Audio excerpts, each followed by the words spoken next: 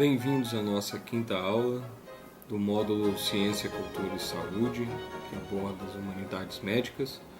E hoje falaremos sobre algumas ferramentas aristotélicas que podem ser utilizadas ou que já são utilizadas na medicina.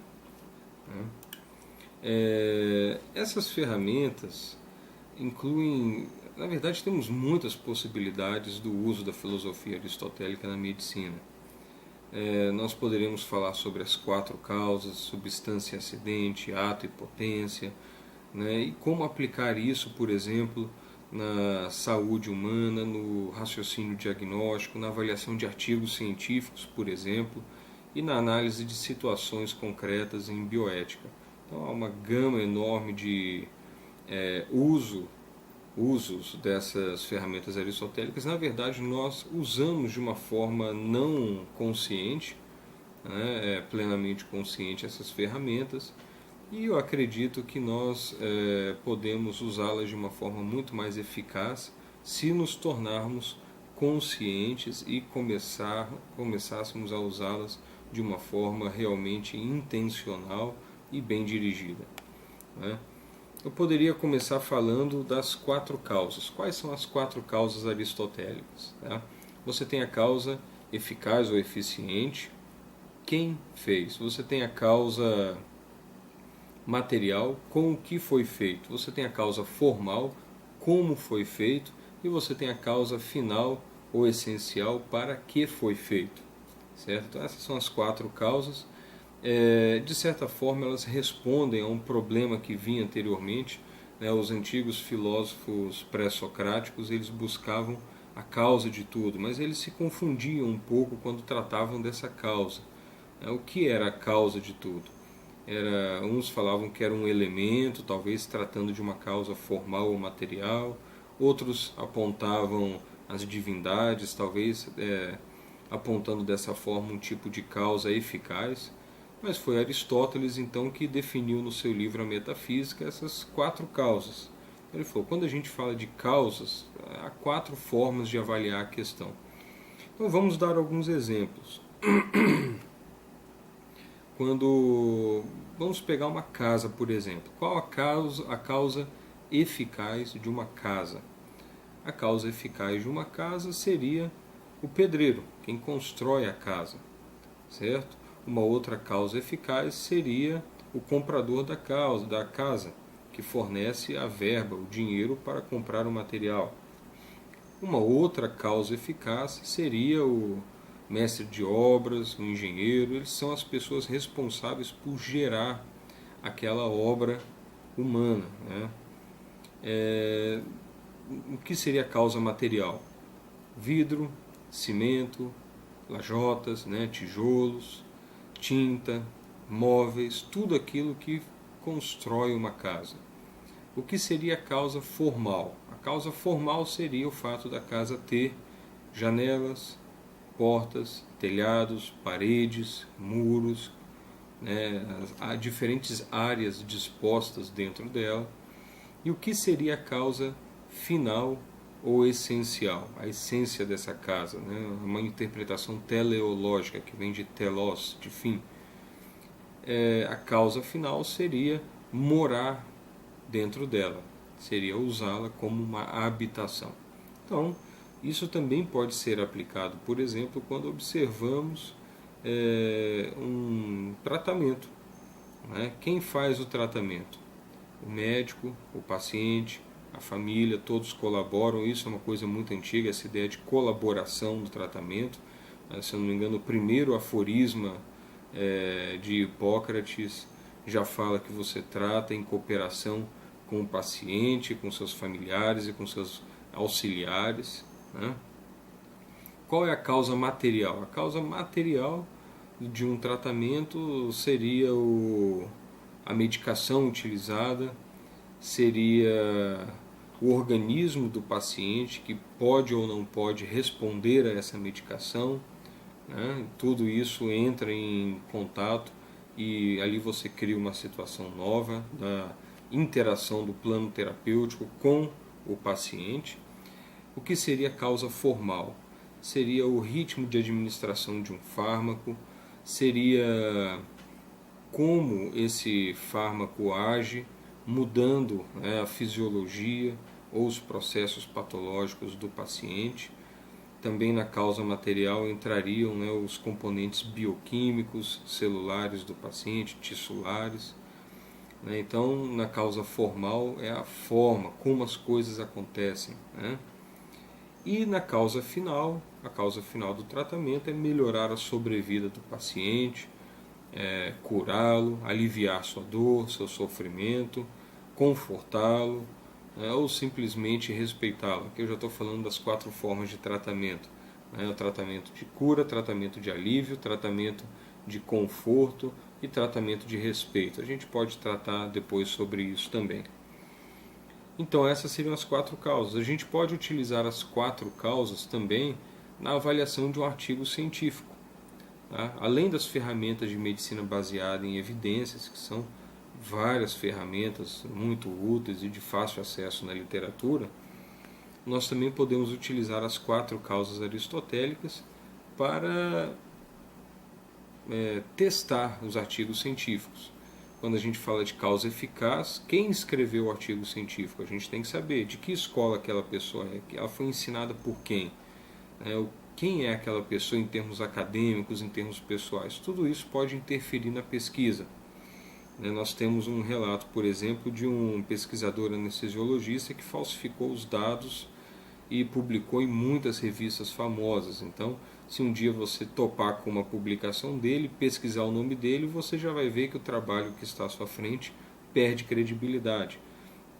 Um outro exemplo foi quando eu critiquei o artigo sobre o aborto pós-natal, o abortamento pós-nascimento, de Gilbeline Minerva, e pesquisando a causa eficaz, eu vi que eles eram ligados ideologicamente a Peter Singer e Helga Kuss. Então, você conhecendo a escola de Peter Singer e de Helga Kuss, você começa a ter uma noção melhor da onde aquelas ideias brotaram. Então, você compreende mais a fundo aquela discussão que você quer criticar, ou que você quer reforçar ou apoiar. Né? Num artigo científico, você também tem que estar atento à causa material. No livro Delineando Pesquisa Clínica, que é um livro de medicina baseada em evidências, eles chamam de anatomia e fisiologia da pesquisa. Toda essa linguagem, na verdade, ela remete ao quê? Ela remete às 4 causas aristotélicas. Então, quando você fala da anatomia de uma pesquisa, dos elementos dessa pesquisa, né, de quem será a amostra de uma pesquisa clínica, como é o paciente, quantos pacientes, ou se serão utilizados prontuários, esse é o material, a causa material. Isso integra a anatomia de um estudo, de uma pesquisa clínica, conforme descrita num livro já clássico de medicina baseada em evidências, que é Delineando a Pesquisa Clínica. E ele também trata da fisiologia da pesquisa clínica. Então, você, quando observa uma pesquisa clínica, um artigo científico, você se questiona a respeito do seu formato, da forma pela qual ele foi executado, certo? Então, você observa se o desenho de estudo foi bem aplicado, se é um ensaio clínico cruzado, randomizado, mascarado, controlado. Então, você observa a forma como as coisas aconteceram. E o final de tudo, você vai querer saber, no final de tudo, a causa essencial, a causa final. Para que aquela pesquisa foi feita, para que aquele artigo foi escrito. E aí você está se perguntando, na verdade, uma pergunta clássica também ensinada nas aulas de medicina baseada em evidências, você está se perguntando a respeito da relevância daquele estudo. Para que, afinal de contas, resolveram pesquisar aquele tema? Então, aí estão as 4 causas aristotélicas. Provavelmente todos vocês já as utilizavam há muito tempo. Alguns talvez já conheciam as 4 causas aristotélicas, outros não, mas agora ninguém mais tem a desculpa de praticar medicina e avaliar a ciência sem o conhecimento dessas ferramentas aristotélicas básicas, que são as 4 causas. E na bioética nós podemos utilizar também, na biopolítica, no estudo da política. Toda vez que você tem um ato político, intencional, obviamente, do ser humano, você tem que saber quem propôs aquilo, qual o partido que propôs, quais as alianças que estão envolvidas. Né? Você vai olhar a causa material, da onde veio o dinheiro para fazer aquela medida política, aquela ação social. Você tem que olhar a forma pela qual aquilo foi feito, se foi feita, se uma ação política foi feita legalmente ou ilegalmente, se apresentou uma quebra da formalidade legislativa. Tudo isso são ferramentas que você pode utilizar depois para crítica, para um combate político, né, para uma análise política adequada. E você também tem que questionar quais são as finalidades de um ato político. Então tem um artigo que foi publicado na Revista Ibérica de Estudos Estratégicos, chamado Políticas de Interiorização da Medicina Brasileira. Então digite Revista Ibérica, Políticas de Interiorização da Medicina Brasileira, ou do médico brasileiro, agora me escapa realmente, Hélio Angotti Neto, e você achará um artigo que trata do Provab. Eu fiz uma avaliação do Provab baseado nas 4 causas aristotélicas. Então, é uma ferramenta extremamente útil, né, e que pode ser utilizada para investigar a realidade de uma forma mais sistemática, principalmente quando nós estamos observando um ato que ele tem intencionalidade, né, um ato que tem intencionalidade, uma ação humana. Quando nós temos um ato da natureza, por exemplo, uma árvore, Aristóteles explicaria que a causa formal ela coincide com a causa final. Você pode depreender uma finalidade de um determinado objeto na natureza, não artificial, não criado com uma intencionalidade humana. Você pode depreender ali um uso daquele objeto baseado na forma dele. Então você tem uma coincidência da causa formal e da causa essencial. Nós temos também um outro conceito chamado de substância e seus acidentes. O que é substância? Substância é algo que existe por si mesmo, né? Enquanto que acidente existe somente numa substância. Por exemplo, eu estou usando essa camisa branca. A substância é a camisa. A cor dela é branca. O fato dela estar me vestindo também é acidental. Então a cor é acidental, a posição que essa camisa ocupa é acidental e a substância é a camisa em si. Então você tem vários acidentes, né, que podem ser descritos. Isso é muito próximo, por exemplo, de uma elaboração de uma boa descrição clínica, de uma descrição de caso clínico, de uma boa anamnese. Então você tem uma substância em saúde, que é quem? O ser humano. A doença não é substância, a doença é uma alteração formal no ser humano, uma alteração do processo fisiológico em um processo patológico, certo? Então essa substância que é o ser humano, ele vai estar inserido num contexto em que muitos acidentes que não o definem essencialmente estarão envolvidos. Então você tem os acidentes relativos ao tempo, ao espaço, à quantidade, à qualidade, à relação, à ação, ao sofrimento, à paixão, né, ao estado, né, à posição. Enfim, você tem vários acidentes que podem estar ali representados, participando de uma substância, mas o fato de um acidente estar ali ou não irá ser essencial àquela substância, né? Então o acidente realmente, por exemplo, se essa camisa eu tingi-la de azul, ela continuará sendo uma camisa, só que acidentalmente azul, essencialmente é uma camisa, certo? Se eu queimá-la, ela vai virar cinzas, aí realmente eu destruí aquilo que era a essência da camisa, né? Que também a essência pode ser julgada então conforme a causa formal e final de um objeto. Isso ajuda a definir uma substância, né? Ajuda a tentar dizer o que é a essência de algo. É claro que a essência de alguma coisa que existe, né, a esseidade de alguma coisa, ela não pode ser traduzida meramente em palavras. Nós podemos dizer por meio de palavras coisas essenciais de uma substância, mas nós não podemos, em toda a riqueza de detalhes e de realidade, transpor para palavras a essência de uma coisa real. Então há aí uma dificuldade ontológica, vamos dizer assim. Mas só para lembrar, substância é aquilo que existe por si só, e é claro que uma substância precisa de acidentes.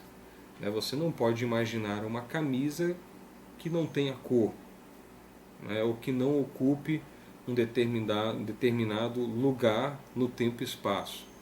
Então, de certa forma, os acidentes precisam estar lá, mas você não vê a brancura, você não vê a espacialidade, você vê uma substância, e nessa substância, ou essa substância, se encontra representada por meio de vários acidentes. É difícil explicar esses detalhes, mas isso vai se traduzir, por exemplo, numa boa anamnese. Você trata da vida de um ser humano. Você quer saber de um processo formal, que nós conhecemos como processo nosológico, uma doença, e você vai querer saber aspectos temporais, quando começou, como evoluiu, se terminou ou não terminou, quantos dias atrás, há quanto tempo vem acontecendo. Você quer saber aspectos numéricos, quantas crises de determinada dor a pessoa tem, quantas manchas apareceram. Você quer saber de um aspecto de um acidente de relação. Se junto com a dor acontece alguma outra coisa, sente alguma outra coisa. Você quer saber os aspectos ligados à ação ou paixão, quando você tem aquele sinal ou sintoma que motivou a consulta médica, você sofre alguma coisa, alguma limitação, ou tem alguma coisa que você faz que dispara esse sinal ou sintoma. Então, você está falando, querendo ou não, numa linguagem ligada àquelas velhas ferramentas aristotélicas da substância e dos acidentes. Não tem como nós descrevermos uma coisa sem recorrermos a essas antigas ferramentas. E também vale lembrar aqui a definição básica de ato e potência. Ato é aquilo que é, nesse momento, agora, que está sendo. Potência é aquilo no qual aquilo que é poderá se tornar um dia. Isso pode ser utilizado para uma série de pensamentos e de análises. Você olha, por exemplo, um paciente com uma determinada doença. Você tem que conhecer aquela doença, a história natural da doença, para saber em potência o que poderá acontecer com aquele paciente de acordo com a conduta adotada por você como médico para o bem daquele paciente. Então, se você conhece bem a história natural da doença, fez um bom exame clínico, uma boa anamnese, você tem um bom diagnóstico, você tem a capacidade de delinear os caminhos possíveis a serem tomados, porque você conhece, na verdade, o amplo espectro de potencialidades que giram ao redor daquela situação atual que é o doente à sua frente. Então, ato e potência. Isso é uma explicação clássica. A árvore foi uma semente. Quando ela foi uma semente, ela era uma árvore em potência. Quando essa semente virou uma árvore, ela desatualizou aquele aspecto de semente e atualizou a potência de ser árvore. A árvore, por meio da ação humana, pode se tornar potencialmente uma mesa, uma cadeira. Então, todo esse aspecto de ato e potência, ele permeia tudo que nós vivemos, tudo que nós vemos a todo momento. De certa forma, isso ajuda a explicar aquela dificuldade filosófica entre aquela dificuldade filosófica entre Parmênides e Heráclito. Parmênides, que falava que tudo era uno, nada mudava, tudo era eterno, né? E Heráclito que falava que tudo mudava o tempo todo. É claro que isso é uma simplificação, a filosofia de ambos comportava muito mais complexidade, mas Aristóteles na verdade falou o seguinte, né, que tudo mantém uma identidade, não muda e ao mesmo tempo muda, né, em algum aspecto. Então sempre nós temos uma coisa em ato que possui diversas potencialidades. Então essa é uma boa forma de entender a nossa realidade.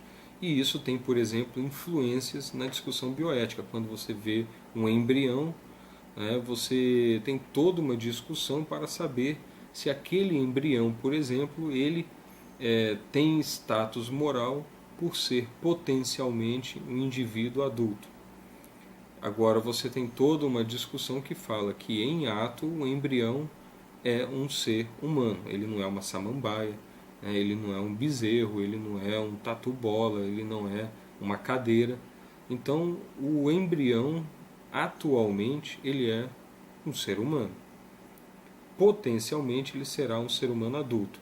Então muitas vezes quem é a favor do aborto procura fazer uma argumentação dizendo que na verdade o fato de você ser humano ou não ser um ser humano não importa para te oferecer status moral ou dignidade, né? E o que importa é você ser uma pessoa, e eles excluem categorias, né, e etapas da vida humana dessa definição de pessoa, justificando assim, por exemplo, o aborto ou o homicídio infantil, dizendo que, por exemplo, um recém-nascido não é uma pessoa, então não merece ser protegida. Eu acho essa ideia absurda e eu trato melhor dessa ideia no livro A Morte da Medicina. E lá tem toda uma discussão sobre ato e potência, né? Como que o fato de uma coisa existir em ato obrigatoriamente nos leva a entender que aquela coisa que existe em ato possui potenciais. E aqueles potenciais são bem reais e eles têm que ser valorizados. Isso faz parte da realidade. Os potenciais de uma determinada coisa, criatura ou objeto em ato, eles não são simples criações subjetivas, eles são coisas reais e concretas, que podem se atualizar ou não. Então aqui eu estou passando rapidamente por essas ferramentas aristotélicas para que nós entendamos como que uma coisa tão antiga, escrita há mais de 2000 anos, ainda encontra eco, né, em nossa realidade e até mesmo em nossa prática médica. Só para ter uma ideia, voltando à substância e seus acidentes, toda a nossa gramática, basicamente, ela é fundamentada naquilo. Quando a gente fala de números, né, os numerais da gramática, quando a gente fala de qualidades, os adjetivos, substância, os substantivos, os nomes até se aproximam, né? E por aí vai, os advérbios, tudo isso, todos esses elementos da nossa gramática, sem os quais a gente não consegue se comunicar, eles remetem aos acidentes e à substância aristotélicos. Então realmente isso é um dado fundamental de nossa cultura, não tem como a gente escapar disso, e recomendo a todos vocês a leitura das obras aristotélicas ou de bons resumos da obra aristotélica. Um de nossos livros básicos desse módulo é o Aristóteles para Todos, do Mortimer Adler.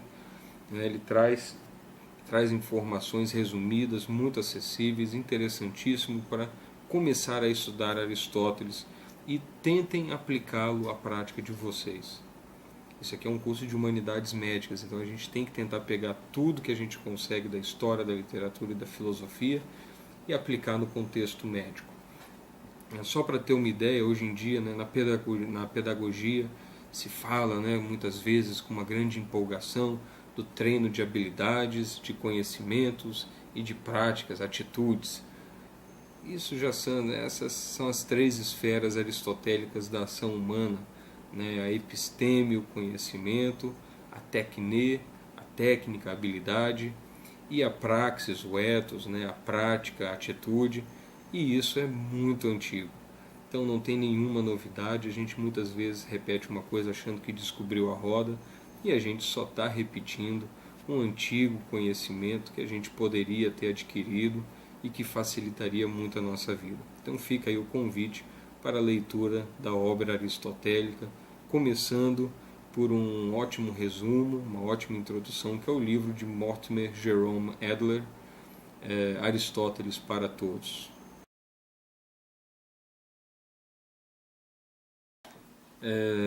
Eu hoje gostaria de responder algumas perguntas que foram feitas numa aula presencial do Cefam, e eu acho que vale a pena a gente trazer para uma breve discussão. Eu recebi 3 perguntas. Por que o médico é tão mal visto na sociedade? Qual a solução para a medicina no Brasil? E se adianta mudar o currículo e inserir humanidades? A primeira pergunta, por que o médico é tão mal visto assim na sociedade atual? Há várias formas, não há uma resposta única, há várias formas de se pensar esse problema e de responder isso. É claro que críticas contra médicos não são exclusivas de nossa época, ou da modernidade, ou da época contemporânea. Vou ler algumas críticas históricas aqui só para a gente ter uma noção.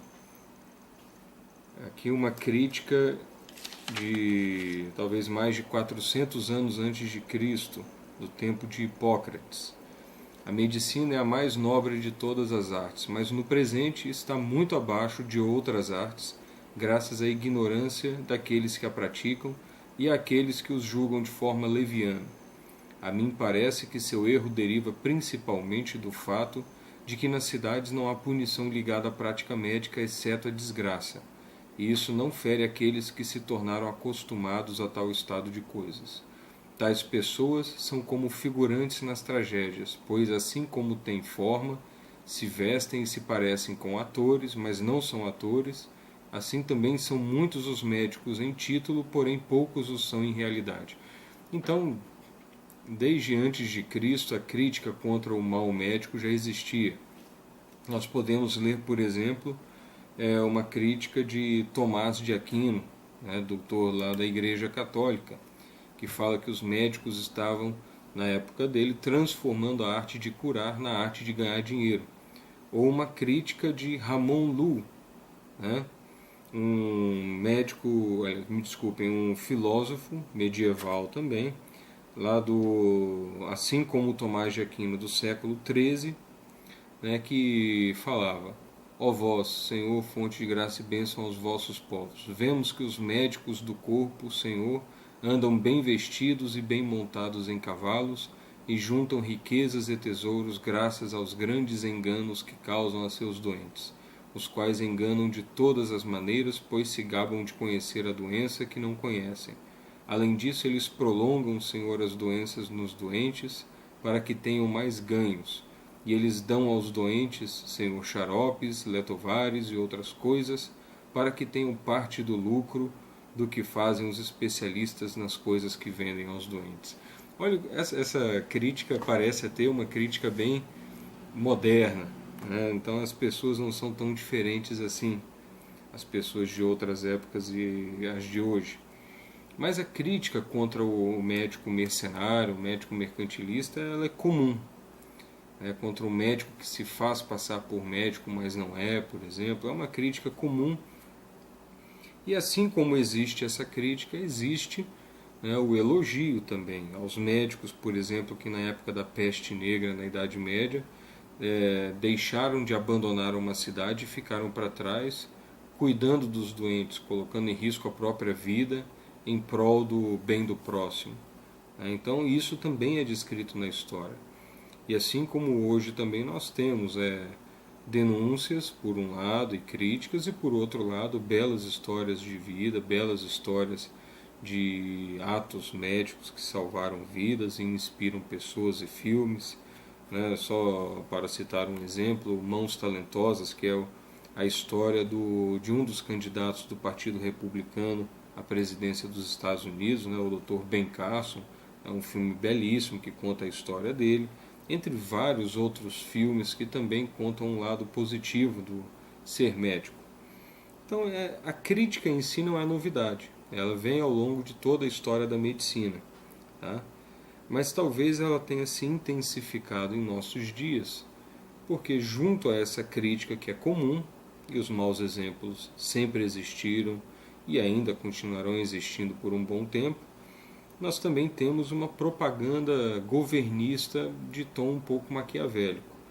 Há várias formas de interpretar a intencionalidade dessa propaganda governista maquiavélica, mas o fato é que realmente é uma campanha difamatória. Eles chegaram ao ponto de acusar os médicos de racismo porque morriam mais pessoas negras e pardas com anemia falciforme do que pessoas brancas.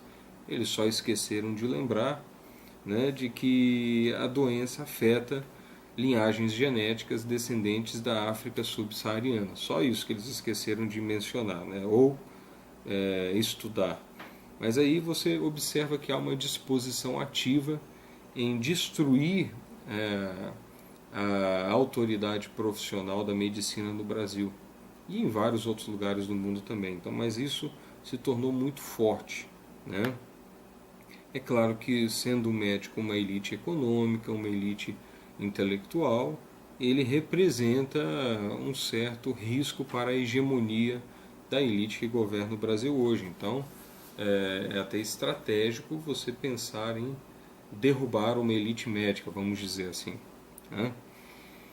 Há também um fator que é a mentalidade medíocre de nossa época. Então, o médico, ao ponto em que ele, na medida em que ele arroga para si um certo elitismo profissional, em termos de maior exigência de intelectualidade, maior exigência de responsabilidade, de esforço, ele também será mal visto numa sociedade que caminha rumo à mediocridade. Então há vários livros de crítica cultural que a gente pode citar, né, para mostrar o panorama de barbárie e mediocridade de nossa época.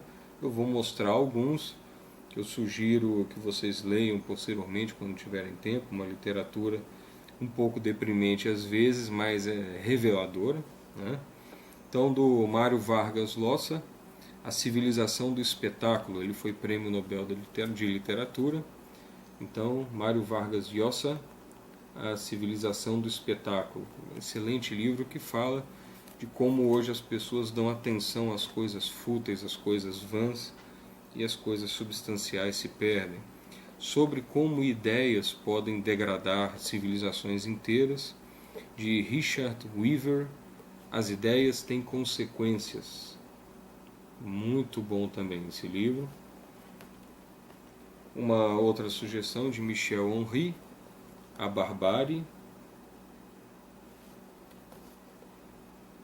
Um livro que foi lançado agora pela Vide Editorial, A Rebelião das Massas, de José Ortega y Gasset. Fantástico, mostra na verdade a elevação do homem-massa, né, e a queda do ideal de homem nobre, né? Um outro livro também de um médico argentino chamado José Ingenieros, O Homem Medíocre, de José Ingenieros. Esse livro trata de como é a personalidade, quais são as atitudes de uma pessoa medíocre. Então, quando você lê esse livro, realmente você vê o Brasil e você se preocupa. Nós nos encaixamos quase que perfeitamente na descrição de José Ingenieros. E você também tem um livro do brasileiro Mário Ferreira dos Santos, muito bom, A Invasão Vertical dos Bárbaros. Talvez eu grave brevemente um vídeo sobre esse livro do Mário Ferreira dos Santos. Tem na internet, se não me engano, um material divulgado lá, né, uma pequena, um excerto de uma aula, que acho que dura uns 20 minutos, sobre essa invasão vertical dos bárbaros, mas é um livro que vale a pena ler. Ele destrincha como isso aconteceu. E tem, por exemplo, um livro do Eric Voegelin, Hitler e os Alemães, que mostra a derrocada cultural e institucional de uma sociedade, abrindo espaço para o surgimento, né, de uma ideologia genocida como o nazismo. Outro fator também, além da crítica sempre presente, da propaganda difamatória do governo e da mentalidade medíocre de nossos tempos, seria o foco na ciência e tecnologia que a medicina demonstra nas últimas décadas, enquanto que ela perdeu o foco nas humanidades. Então eu não estou advogando aqui nem humanidades ou só ciência, mas é uma mistura equilibrada dos dois, e o fato é que o médico descuidou do seu lado humano, talvez deslumbrado pela ciência e pela tecnologia, assim como os pacientes também ficam deslumbrados pela ciência e pela tecnologia. Então o médico há que cuidar melhor do seu lado humanístico.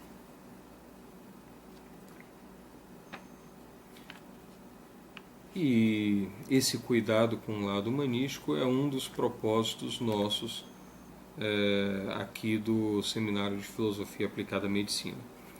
Me perguntaram também qual a solução para a medicina do Brasil.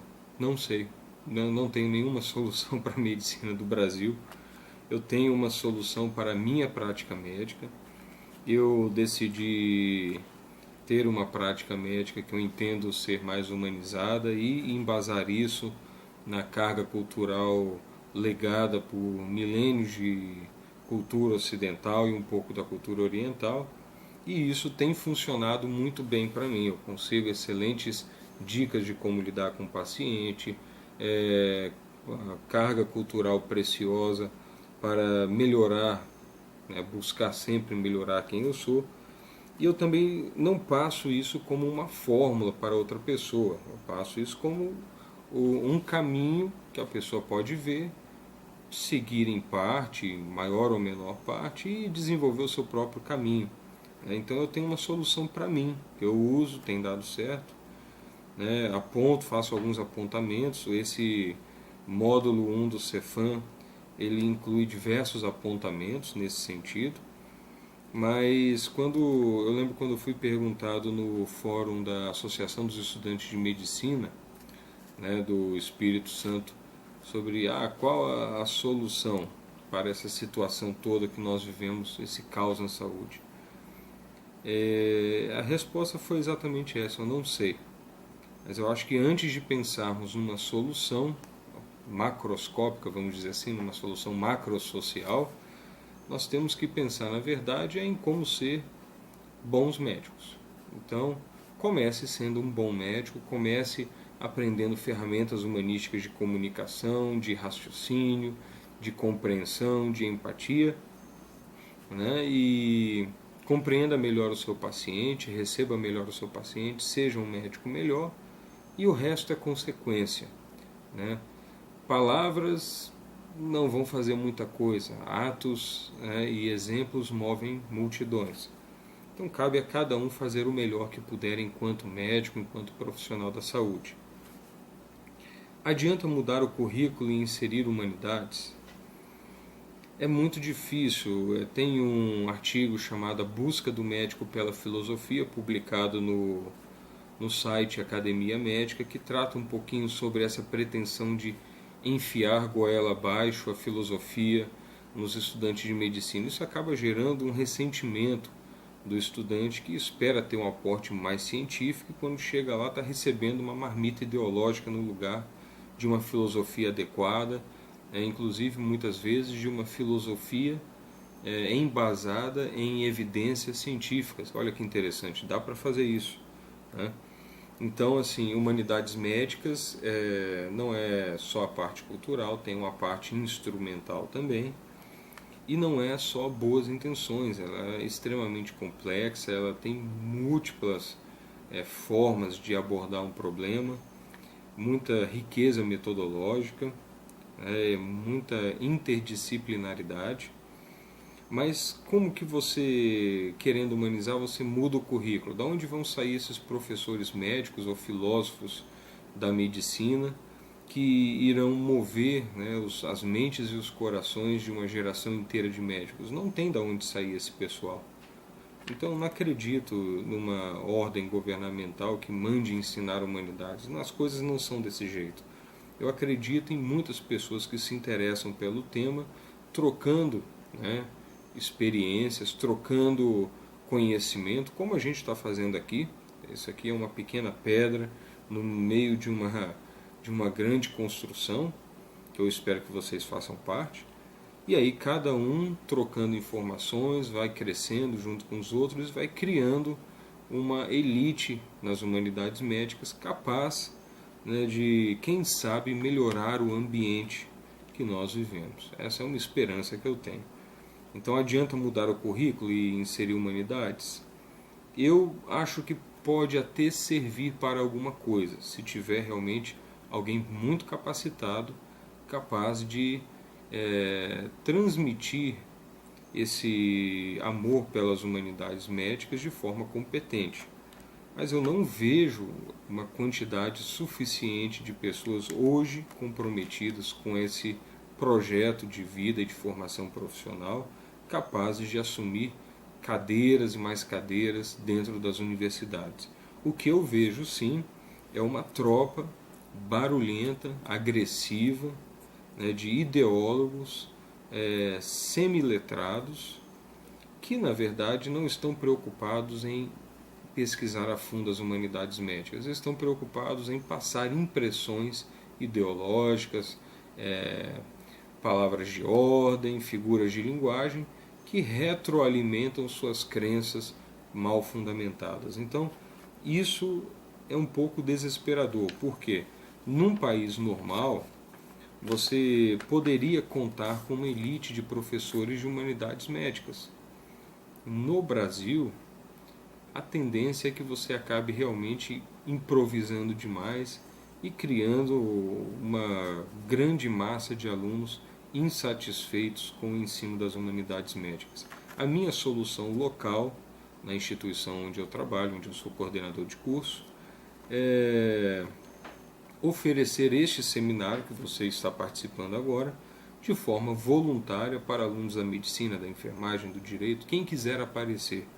E eu realmente não tenho nenhum método de avaliação, não cobro nada de ninguém. As pessoas estão lá porque querem. E eu acho que esse é um bom método, focado realmente na qualidade e não na quantidade. Eu espero ter respondido de uma forma razoavelmente satisfatória essas 3 perguntas. Talvez eu tenha gerado mais perguntas ainda, mas nós teremos bastante tempo para trocar informações.